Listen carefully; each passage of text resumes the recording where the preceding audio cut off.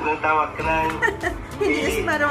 Hindi na marunong si Pastor Ang mag-Tagalog. Panginoon ang gagantimpala sa iyo at hindi ka mauubusan ng blessings galing kay Lord dahil nagbigay ka ng iyong kapwa at lalo na sa mga bagay na ito na binigay mo sa amin at malaking tulong na po ito.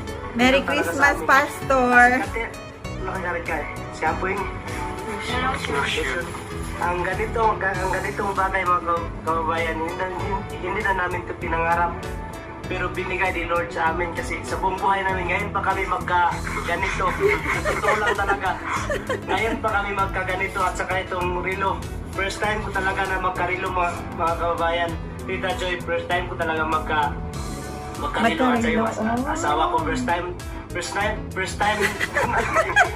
time talaga. So sa buong buhay namin, no? So maraming salamat po talaga sa iyo, Tita Joy. Love you both, Pastor and Mrs. Wife. Lalo ng ating Panginoon. Yes, praise the Lord. Siya na po ang walang Amen. maggantimpala sa iyo. Wala man kaming higa at bigay sa iyo, but ang aming mga